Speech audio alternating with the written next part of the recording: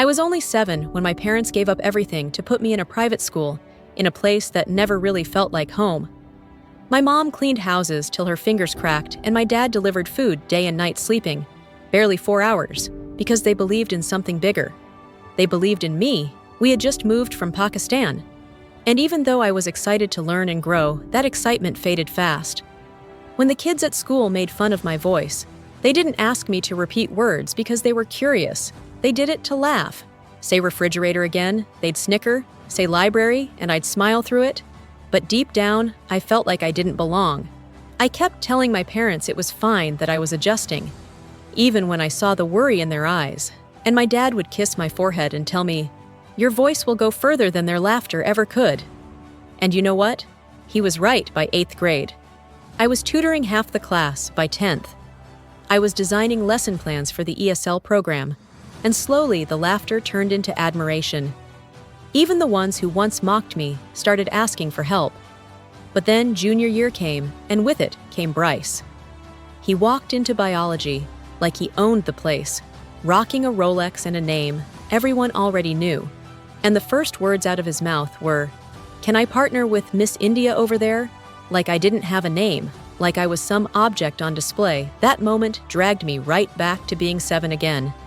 He never got in trouble, of course. His dad had donated a brand new gym scoreboard, and that money kept buying him get out of jail, free cards over and over. He'd leave bacon in my locker, yawn in class. Every time I spoke and say, "Your English is giving me jet lag." He never used my real name. He called me Chutney Girl or Taliban Barbie, and one time even whispered to another student, "Here comes ISIS 2.0. And when no one spoke up, not even the ones I thought were my friends, I still kept showing up. Kept getting straight A's, and kept finding the people who saw more than just a hijab or an accent. Truth is, Bryce hated me, because no matter how hard he tried, he couldn't beat me academically. And when senior year rolled around, I was named valedictorian, and he came in 2nd place. His locker slam echoed through the hall that day, like thunder. And then the principal told me that it was tradition for the runner up to introduce the valedictorian at graduation, and that meant Bryce would be introducing me. I nearly burst out laughing, but I told the principal, let him do it. He deserves that spotlight. Let him speak. He spent weeks practicing muttering my name in the halls. Maha, Mahara, Mahara. The night before graduation, my parents ironed my gown and sewed little verses from the Quran into the hem. My dad polished my medal like it was pure gold. And my mom whispered, "Whatever happens tomorrow, you've already won," when the day came. My parents sat front row. My mom wore her best hijab navy with gold trim, and my dad had on the same suit from his citizenship ceremony. Bryce stepped on stage, butchered my name twice, then finally said it right through clenched teeth. The brilliant Mahara and I walked up to the mic, smiled and said, "Bryce, thank you for that introduction. I know public speaking is hard, especially when it's not about you," and the crowd laughed. I spoke about resilience, about how pronunciation isn't hard. It just takes respect. How some kids get trophies for showing up, and others get punished for existing too loudly. And I told them, I'm here because my parents believed in me more than the world ever doubted me. The applause was deafening, and then Bryce grabbed the mic again and shouted something that hit like a slap. He said, I wasn't even from Pakistan, that I faked my accent, that I lied about where I was born, and that Ivy schools would reject me because of it. I froze. But then I took the mic back and said, that isn't true. We did immigrate here, and I'm proud of my culture and background, and it didn't stop me from getting into Columbia on a full ride. And the crowd clapped as Bryce stepped back. Humiliated later, I posted a picture me in my cap and gown, holding my parents' hands, with the caption, "Born in Karachi, raised in chaos." Built for better, everything was finally perfect, and I was ready to move on, until Bryce posted a video that made my phone blow up. He was in his room, face red eyes, swollen and crying. I didn't want to watch it. At first, I had a graduation party that night, and family flying in from Pakistan. I had better things to do than care about Bryce. But then Danielle texted me, then Wayne, then 5 more people. So I finally watched it, and Bryce looked different. Not smug or confident. He looked broken.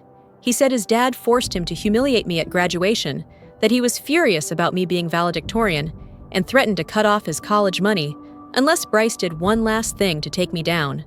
I almost dropped my phone in the oil as I helped my mom make samosas. My mom saw my face and asked what's wrong. I couldn't even speak, so I gave her the phone. She watched the video, frowned, then gave it back without saying anything. That look on her face said it all. She didn't trust him either. That night, the party was amazing. Our small apartment overflowed with aunts, uncles, cousins, everyone laughing and asking about American colleges for a while. I forgot about Bryce and his video until my phone buzzed again. An unknown number said, "Mahara." "It's Bryce. I need to talk to you. It's important." I showed my dad, and he said, "Tonight is for celebration. Just ignore it." And I agreed. But the texts kept coming, 5 more, then 10, then 15. Each one sounding more desperate. Next morning, I woke up to over 20 notifications. Classmates asking if I'd seen what happened to Bryce. I opened my feed and saw the photo Bryce posted. His face bruised, eye black, lip split caption said the price of telling the truth. I felt sick. Was it his dad? I showed my parents, and my dad said, "Sometimes family is the most dangerous when they feel betrayed." I decided to text back just to check on him. He responded instantly, asking to meet at the coffee shop near school.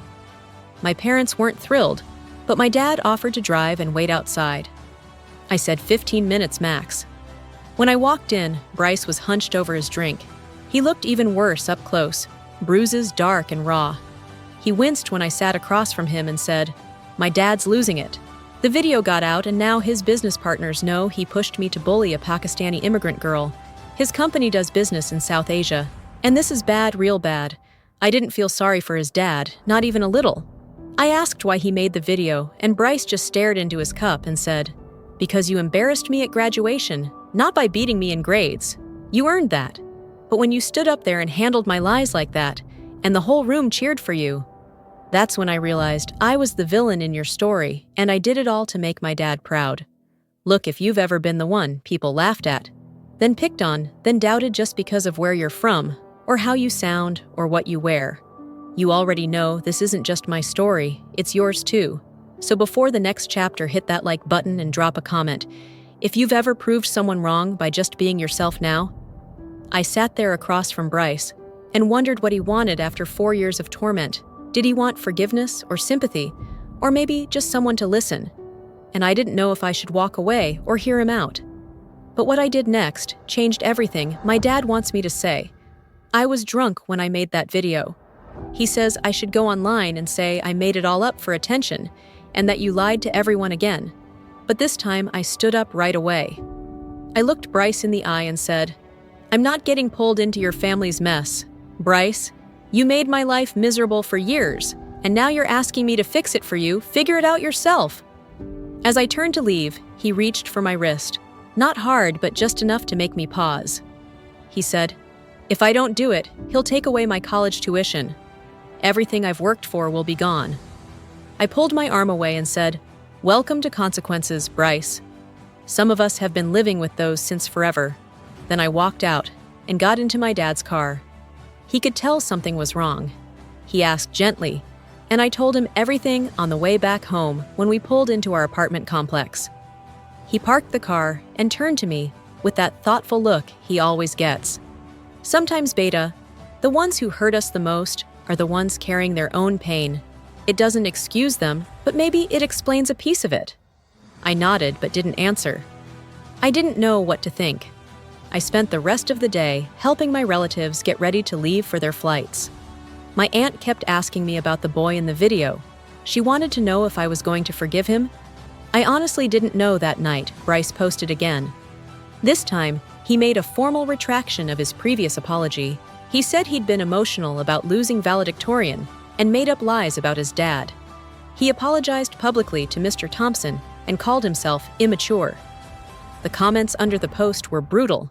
No one believed him, not even a little. I stared at my phone for a long time, then finally typed out a message. "I saw your post. Are you okay?" He didn't reply until hours later. Just one word. No, I couldn't sleep that night. All I could see was Bryce's face from the coffee shop, the fear in his eyes. I had hated him for years, But now all I felt was confused the next morning. Another message from him. Can we talk again? Not in public? I showed my parents. My mom said absolutely not, my dad.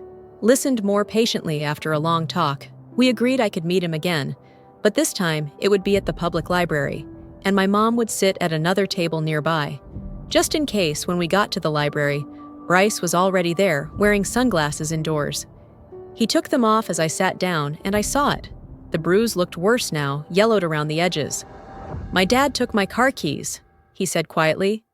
And he's checking my phone too. I had to borrow my neighbor's laptop to contact you. He's deleting everyone who might have seen the original video. I glanced at my mom. She was pretending to read a magazine, but I knew she hadn't looked away from us once. Why are you telling me this? I asked Bryce. Slid his phone across the table. It was an email from Princeton, his dream school. It mentioned disturbing reports about his character and asked for a meeting with his parents before they could move forward. My dad blames you, he said quietly. He says if I don't fix this, I can forget about Princeton. I felt a chill go through me. What does he mean, fix it? Bryce looked down ashamed. He wants me to say you manipulated me, that you were jealous of my family's success and tried to ruin our reputation. He's even writing a script for me to read in a new video. I almost laughed out loud. That's ridiculous. No one would believe that my dad has connections, Bryce said. He's friends with the editor of the local paper. He's planning to do an interview about how cancel culture is destroying young men's lives. Now I was angry. So what do you want from me? I asked permission to throw me under the bus again. He shook his head. I want to leave him. I have an aunt in Seattle. She said I can stay with her, but I need money to get there. He froze my accounts. I stared at him, unsure if this was all another game or some twisted manipulation. Why should I help you? Because I have evidence, he said, really quiet. I've been saving things for months, screenshots of his texts, telling me to go after you, recordings of him talking about how to ruin your reputation. If I didn't beat you at school, he's been obsessed with you since junior year. My stomach dropped. Why me? It's not just you, he said. It's what you represent. You're the immigrant girl who beat his legacy son. That drives him mad. Bryce looked around nervously. Yesterday, he smashed my laptop when I said no to filming his new video. I didn't know what to believe. Part of me still didn't trust Bryce. But those bruises were real. The fear was real too. I need to think about this. I said I can't just give you money. He nodded slowly, but said, please don't take too long. He's getting worse when we got home. I told my mom everything. She was still unsure, but very concerned when my dad heard the full story. He looked deeply troubled. We stayed up late that night, discussing options.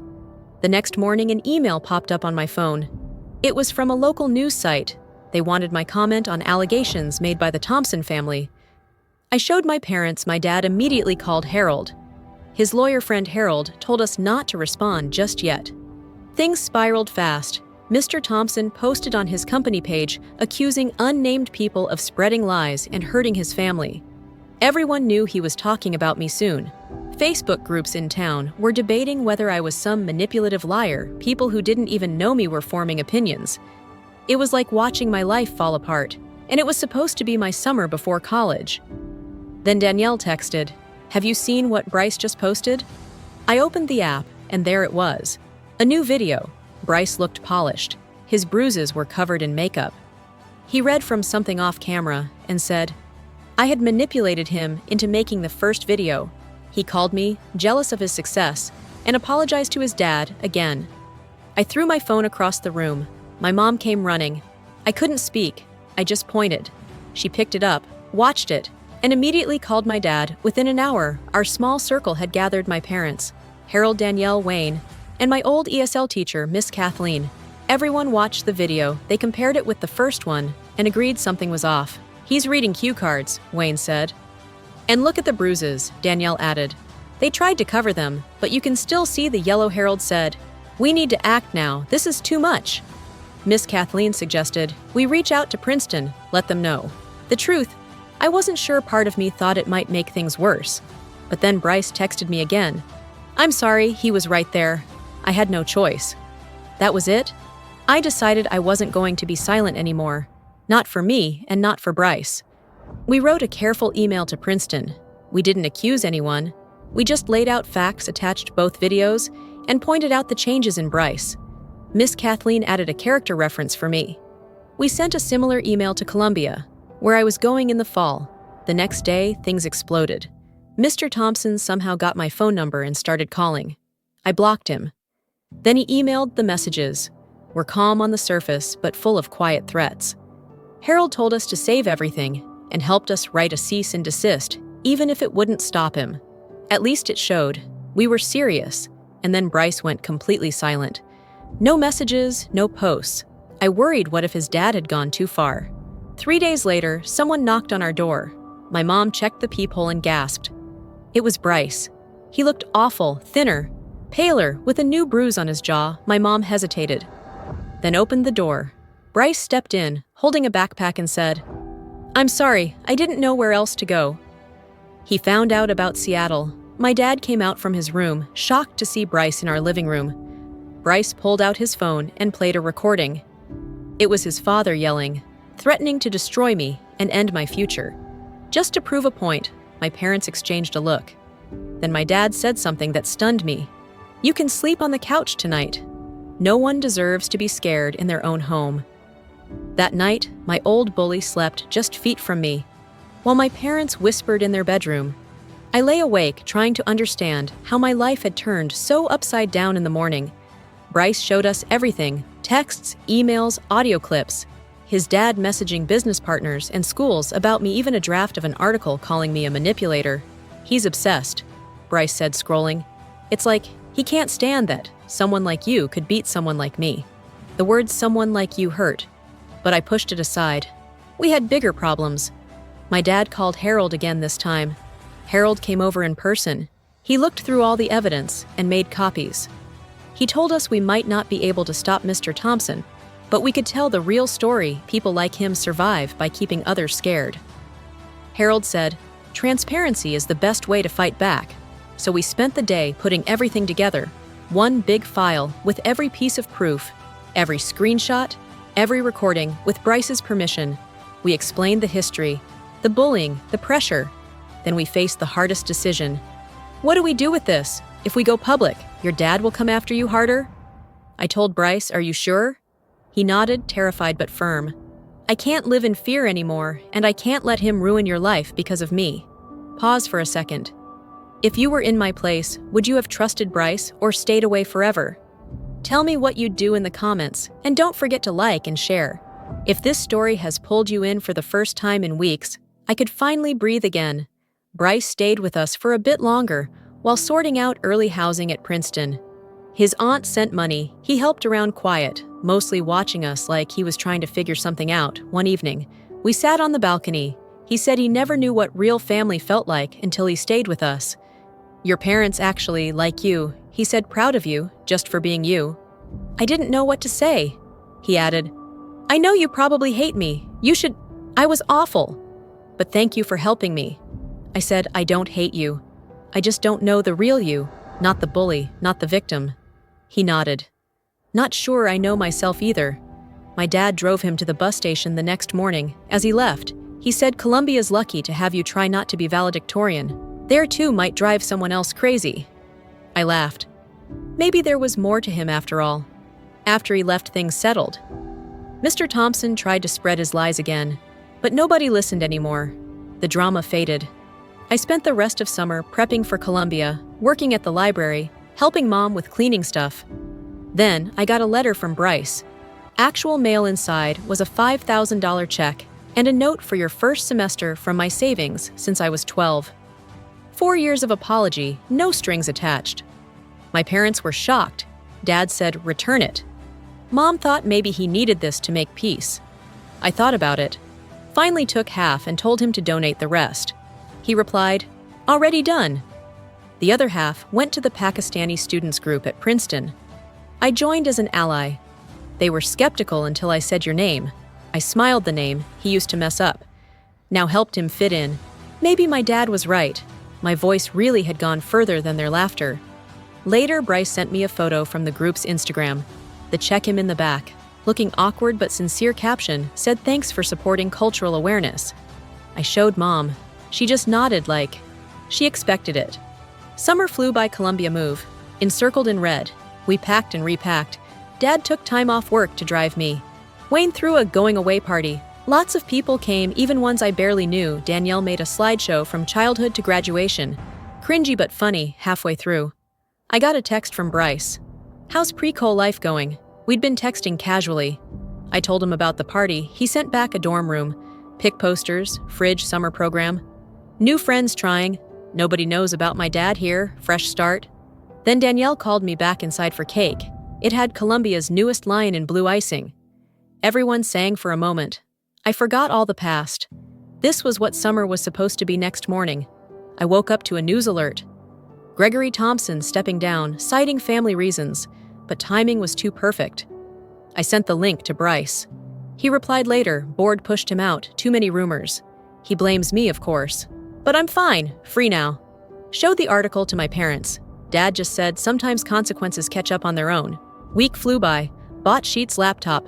Mom packed enough food, like I was off to a desert island night before leaving. I couldn't sleep, sat on the balcony. Stars above, so much had happened. Bullying graduation, Bryce's dad felt like a lifetime. My phone buzzed. Bryce, nervous about tomorrow. "How do you know you told me last week? I remember some things." "Yeah, nervous, excited you classes."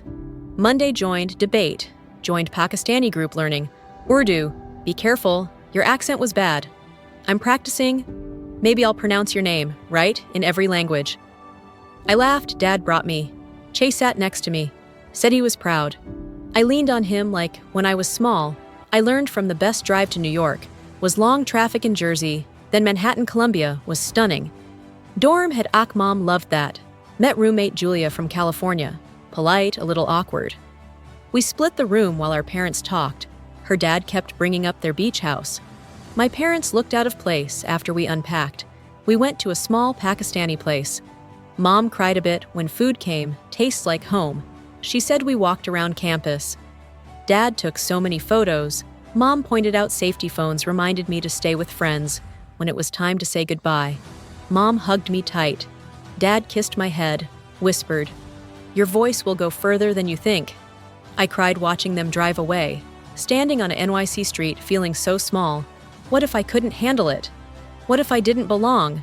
Phone buzzed. Bryce again, first day. Okay, I was gonna say fine, but said truth. Parents just left feeling lost. Normal, he said. I cried my first night, so my roommate wouldn't hear. I smiled. Thanks for telling me that I'll never let you forget. He joked, did you know Princeton and Columbia have joint events? We might run into each other, if you don't mind. I'll say your name right, this time. Walked back thinking, did I want that to see Bryce again? Not sure. Orientation week was chaos, met so many names blurred. Julia was nice, a little naive, asked weird things. But trying joined Muslim students, and pre-med group met Andrea, in chemistry. Gray from downstairs. After a month, things were settling, routine forming. And then I got the second round was tougher, but we pushed through and somehow made it to the finals. And guess who we were up against? Yep, Bryce's team. The topic was, if immigration status should be considered during college admissions, we were saying it shouldn't. And as Bryce gave his opening statement, something felt different. His voice wasn't cold or arrogant. It was steady and passionate. He talked about how immigrant students contribute so much, citing real research about academic success and culture. And when it was my turn, I told my story, how my parents gave up everything for my future. How I faced bias, but never gave up. And even though I didn't look at Bryce, I knew he was watching and listening. His rebuttal surprised me. He didn't argue to reject our view. He said schools should know immigration status, not to judge, but to support. And that take was unexpectedly thoughtful. The judges took half an hour to decide, and Columbia won by the tiniest margin as everyone started packing up. Bryce walked over. He held out his hand and said, "Great job. Your closing argument was killer." I shook it, feeling weird about how polite he sounded. "Thanks, you've improved a lot." He smiled, and for once it was real, not smug or fake. "A bunch of us are grabbing dinner in town, want to join?" I looked at my team. They all looked curious, so I said, "Sure, why not?" And dinner ended up being fun. Bryce introduced me to his friends and didn't mention our past. He just said, "This is Mahara. She's brilliant," and his Princeton friends were mostly cool. Except this one guy, Randy, who wouldn't stop cutting people off, by the way. If you've been through stuff like this, where life twists and turns, and rivals become something else, hit that follow button. You're exactly the kind of soul we love having here anyway. As the night went on, I ended up sitting next to Bryce, and I asked quietly how the Pakistani student group was going. He laughed and said, "They've been patient. I'm learning." Then he paused and told me his dad had cut him off completely after getting forced out of the board, and now tells people Bryce is dead to him. I said I was sorry and meant it. He just shrugged and said, "Don't be. I'm figuring out who I am without him. It's hard, but good." Then he asked about my parents. I told him they call every day, and my mom sends homemade food from this app, and my dad keeps sending me stories about powerful women in medicine. He said I was lucky, and I nodded after dinner. When we all said goodbye, Bryce pulled me aside and said, "Kolaya has a tournament next month. Maybe we'll see each other there," and I said probably. And he said I'd like that simple and calm on the ride back to New York. I stared out the window thinking how strange life is. The boy who once called me Taliban Barbie was now someone I maybe actually wanted to see again, not as a friend that ship had sailed, but maybe as something else, someone starting over from scratch. When I got back to my dorm, I texted my parents, and my dad sent a flood of proud emojis, my mom called, right after wanting every detail. And after we hung up, I opened Instagram. Bryce had posted a photo of our teams at dinner. He'd tagged me and wrote, "Lost to the best today rematch next month at Columbia." And I liked the post and commented, "Pronunciation still needs work, but you're getting there." And seconds later, he replied, "Practice makes perfect, Mahara." He spelled my name right. And somehow that small thing meant everything. It was the end of one chapter and the start of another. Whatever it becomes. Rivalry, friendship, something new, at least. Now it begins with my name, said the right way. And if this story made you feel something, even just a flicker, drop a comment below about someone who surprised you or someone you became after the storm. Because life isn't just about endings, it's about what you do after the page turns. If this story moved you, even a little, drop a comment about your own turning point and hit like to remind someone they can start over too. Don't forget to subscribe. Your next chapter might just begin here.